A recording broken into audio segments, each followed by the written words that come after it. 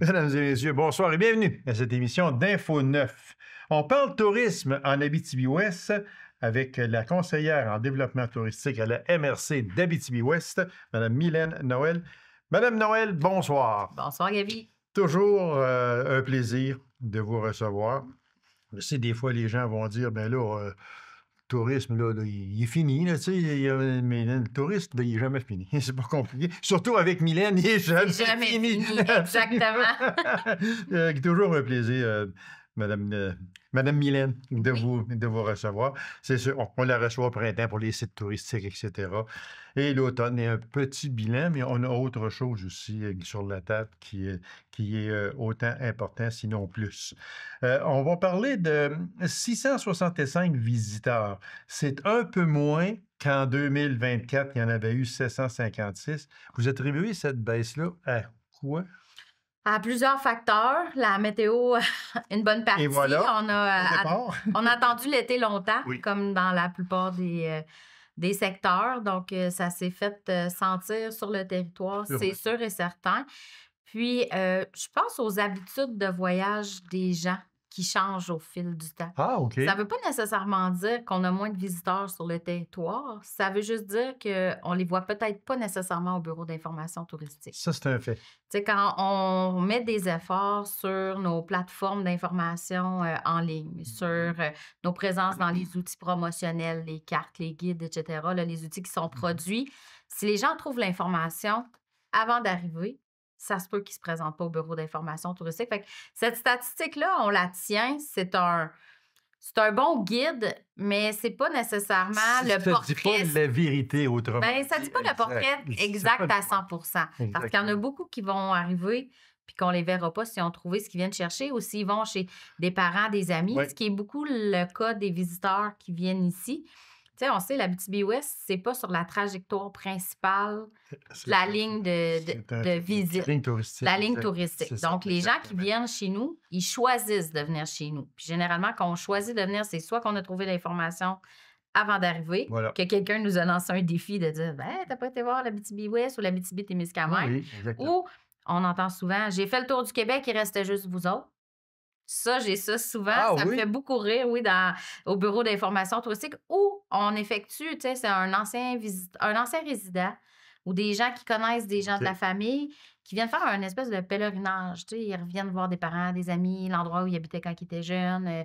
Ils amènent leurs enfants ou leurs petits-enfants. Oui. Puis là, ben, on reçoit beaucoup ces gens-là chez nous.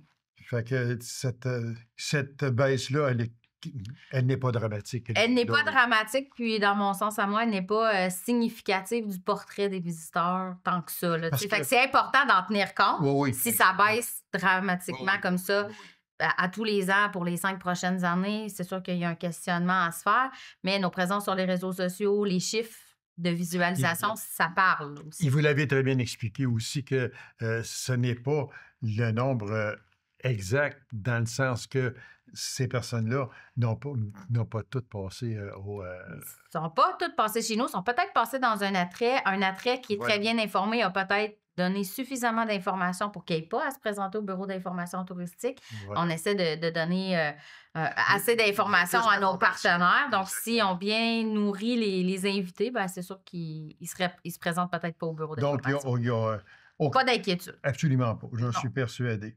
On va y aller maintenant avec les mardis découvertes. Ça, c'est 3 mardis. Il y avait comme circuit la ville de Lassar, circuit et ville de Macamic et le poste à Val-Saint-Gilles. C'est un succès entre 20 et 25 personnes par activité. C'est bien. Oui, c'est super. Dans le fond, c'était une 3e année d'activité pour les mardis découvertes. Ce sont des activités gratuites pour la population et les visiteurs, si on en a qui se présentent là, durant ces journées-là. Donc, on fait des parcours en autobus.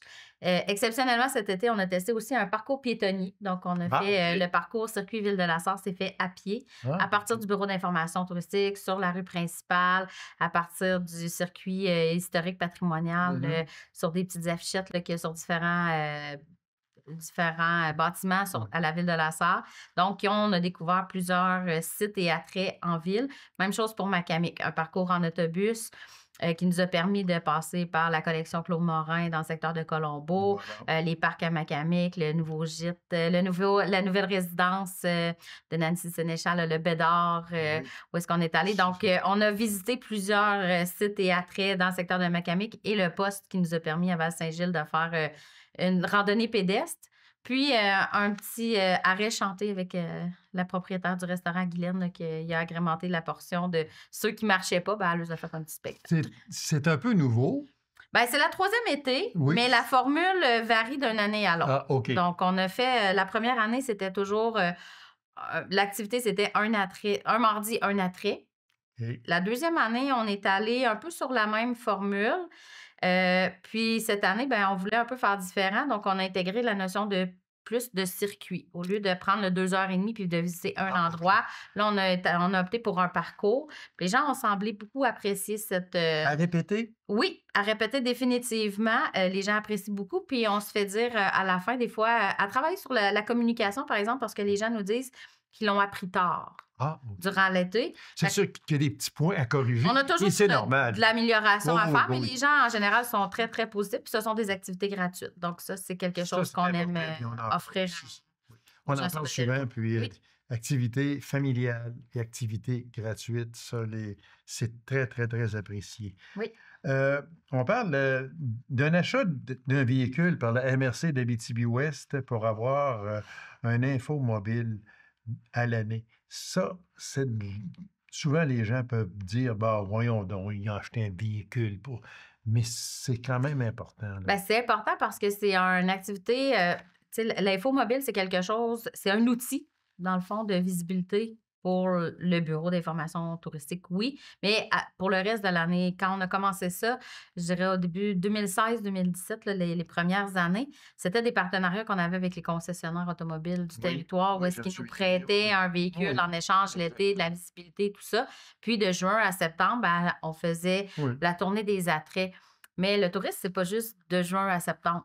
Hein, sur le territoire, c'est toute l'année. Donc, on aurait eu des événements d'hiver, des événements printemps, automne, des gens qui auraient aimé ça aussi, avoir la présence de l'info mobile toute l'année. Oui, oui. Puis, on l'a pas, ce véhicule-là. Aussi, on se déplace à l'extérieur de la région. Des fois, on va en congrès, salon motoneige à Oui, Québec, oui, des choses comme exactement. ça, Oui, oui. ou en représentation. C'est le fun de se faire voir ailleurs. Puis ça, c'est un outil qui nous permet.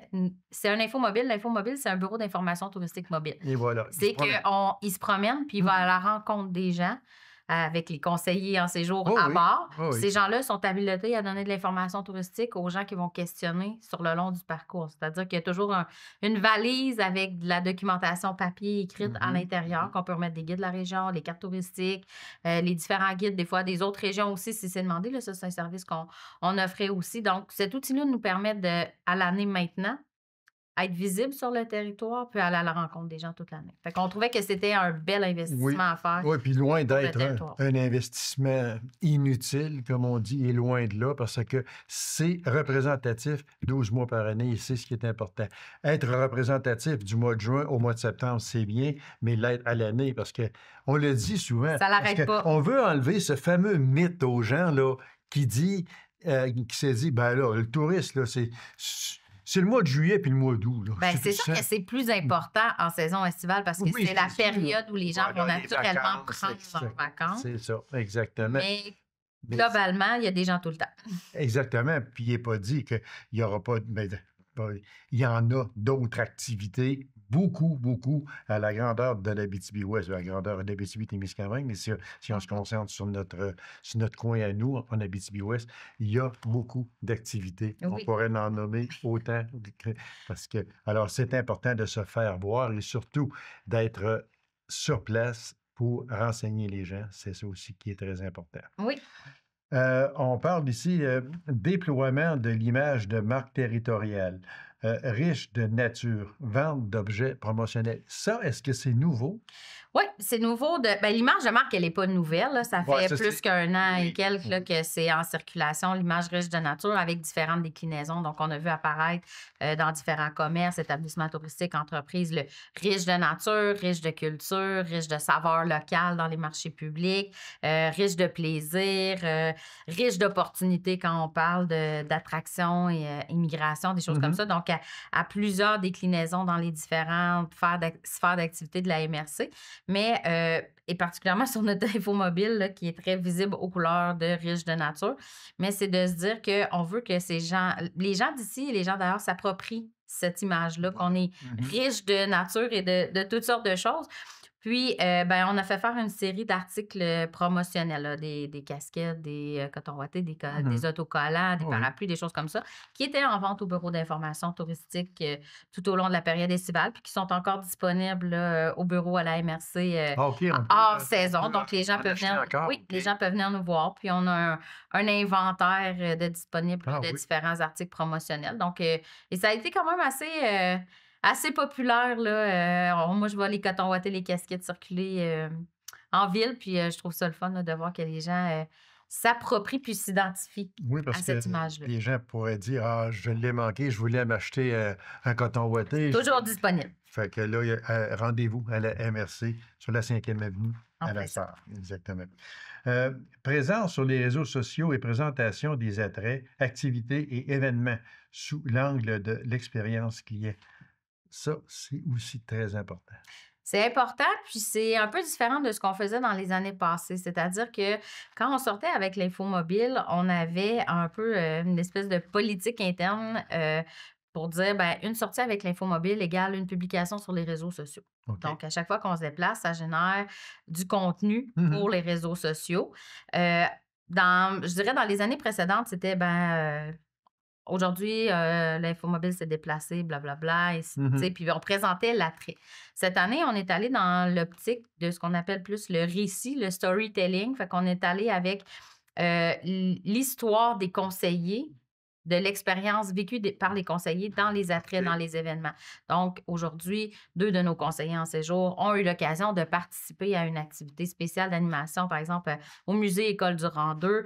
Ils ont trouvé l'activité. Donc, vraiment plus sur l'optique d'un récit de leur expérience, de comment ils ont trouvé l'activité. OK. Puis on s'est aperçu que les gens appréciaient beaucoup plus ce genre de contenu-là qu'un contenu peut-être plus descriptif Qu'est-ce de qu'il y la a? visite. Ouais, exactement. Alors, très vitement, parce qu'il reste à peine 1 minute, à venir cet automne, on va y aller les 3 en même temps. Finalisation du dossier sur la mise à niveau des sentiers pédestres en Abitibi-Ouest, groupe test pour la prochaine carte touristique et le projet de carte routière, finalisation des projets liés au fonds qualité tourisme. C'est à venir cet automne. Un gros automne chargé. Oui, c'est gros, là. Oui. Moi, je les ai lus vite, là, mais c'est quand même beaucoup, là. C'est un gros automne pour nous. Le dossier des sentiers pédestres, c'est quelque chose qui s'est fait tout au courant du printemps, de l'été, puis qui va se terminer à l'automne. Donc, les municipalités, les gestionnaires d'attrait de sentiers pédestres sur le territoire ont eu un carnet de santé, Oui. ont reçu des sommes pour travailler les sentiers pédestres. Donc, on doit terminer ce dossier-là pour le 31 décembre. Donc, l'automne va être chargé. Là, on s'entend vient qu'on doit vite, faire le ça 31 avant décembre. la neige. Oui. Groupe test, c'est sûr qu'on est toujours en fonction d'amélioration continue. Donc, Toujours, on veut faire des exactement. tests pour la carte touristique et une future carte routière, projet à venir pour le territoire. Puis le dernier, on a Qui était dit finalisation des projets liés fonds qualité tourisme. Ben oui, ça, c'était un autre gros dossier de la dernière année, puis on doit terminer tout ça là, pour le 31 décembre. Beaucoup Donc, de pain sur la planche pour exact. vous, Madame Mylène. Merci infiniment. fait Toujours un plaisir. plaisir de vous recevoir puis continuer votre excellent travail. Le tourisme se porte bien chez nous. Oui, Merci merci. beaucoup. Alors, mesdames et messieurs, courte pause, on vous revient immédiatement après. Restez avec nous.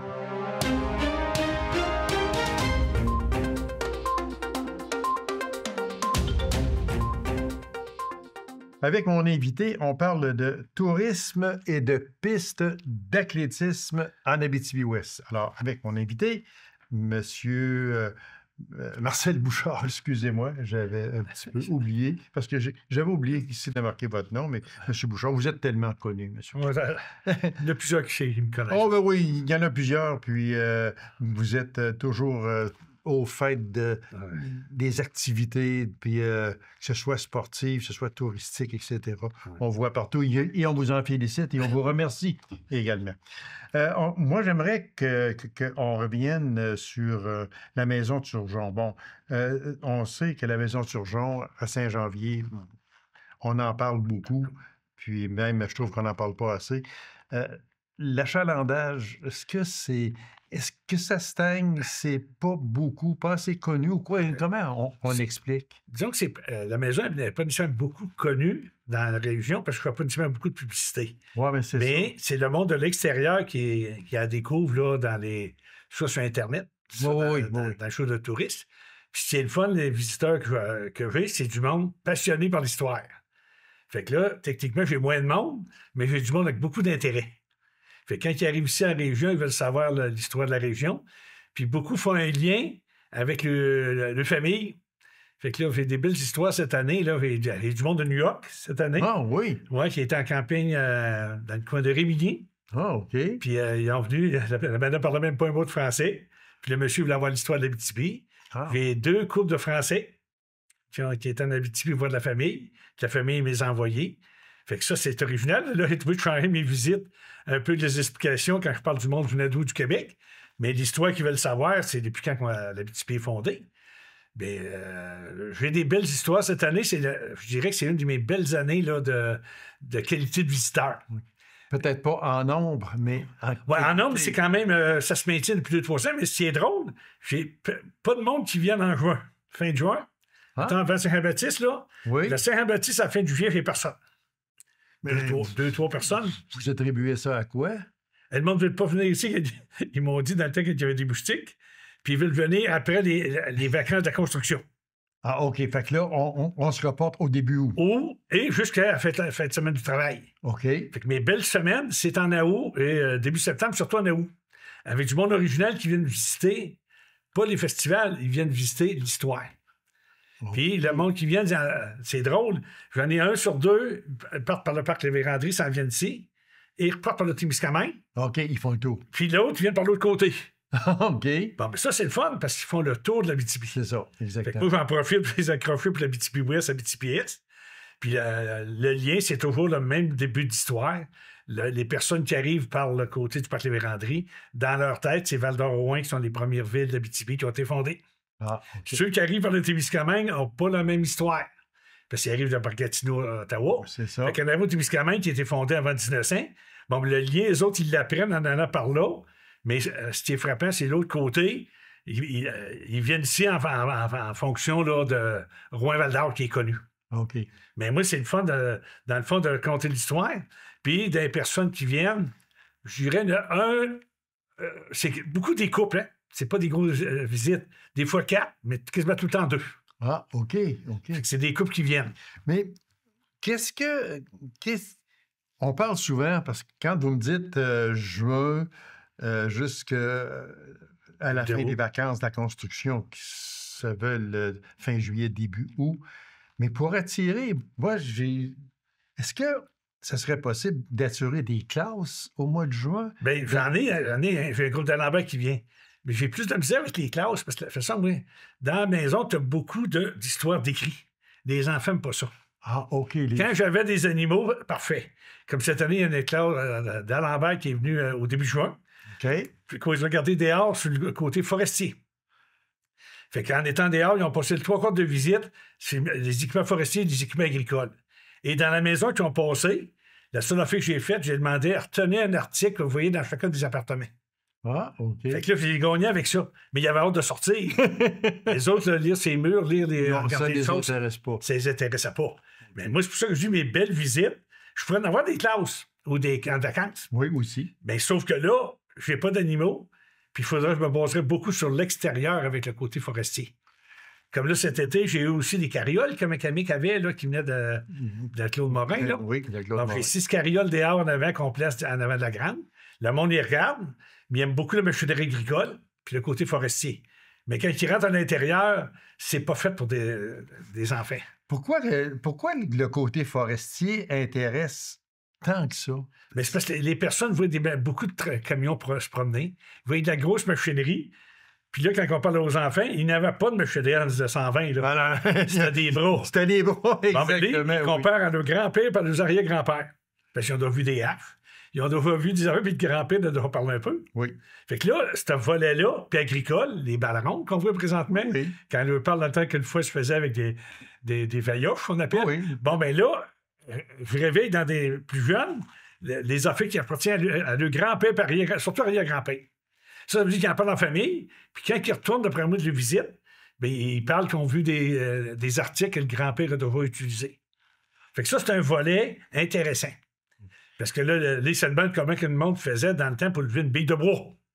Oh oui, exactement. Ben oui. C'est le volet comment ils transportaient sur l'eau, tout ça. Sur l'eau. Ben oui, dans le bois, ça flotte. Bon, mais ça, ils savent pas ça, les autres-là. Ils voient des camions se promener maintenant.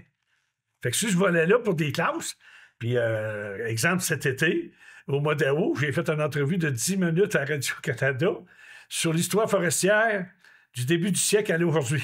Ah, mon Dieu. 10 minutes, j'ai fait 3 entrevues. Et une autre entrevue, le sport en 1922 en Abitibi-Ouest.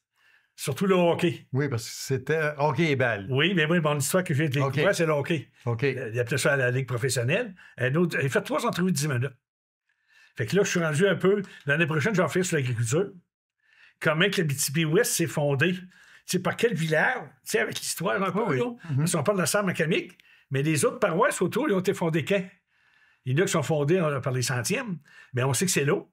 Puis là, ça, oui, parce que l'eau, c'était le principal. c'est ça que je vous raconte un peu à la maison. Hein?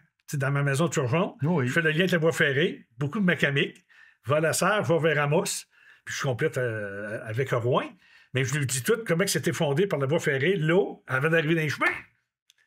Fait que ce volet-là m'a permis de sortir d'histoire pour aller plus loin avec ça. C'est sûr, parce que quand il n'y avait pas de chemin entre Montréal et l'Abitibi, si on veut, mais c'était l'eau. Regarde, comme là, j'ai découvert cette année le premier auto qui a été à Québec en 1928.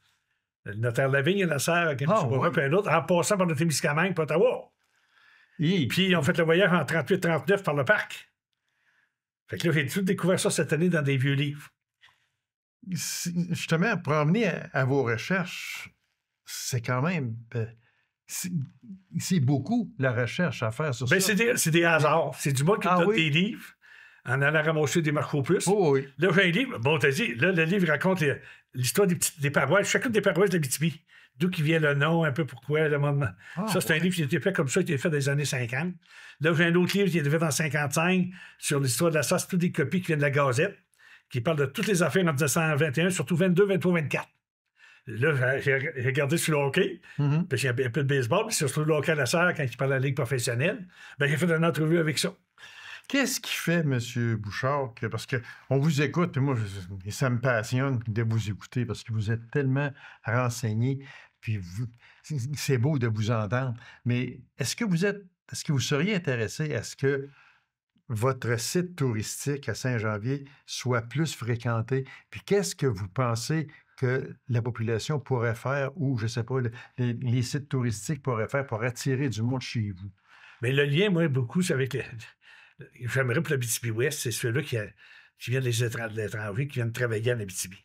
Pour connaître l'Abitibi. Moi, ça serait un plaisir de lui raconter l'histoire forestière, l'histoire agricole, l'histoire du coin. Ça, je travaillerais avec le Carrefour Jeunesse ou d'autres enfants. Je pourrais le faire, mais les autres, ils ne pensent pas que je connais tant d'histoires que ça. Dieu, on le sait. Ils connaissent son histoire. C'est pour ça qu'en étant comme ça, ben, le monde, là, je m'adapterais à la visite, mais ça serait intéressant pour que le monde sache, on vient de où? Oui. L'Abitibi-Ouest, vient de où? Parce qu'il y a gros monde depuis 2-3 ans qui sont arrivés en région, là. J'en ai reçu un peu de visite, mais ça prendrait des groupes un groupe de 8-10 personnes qui sont ensemble, mais pas 25. Là, 25, ça serait trop gros.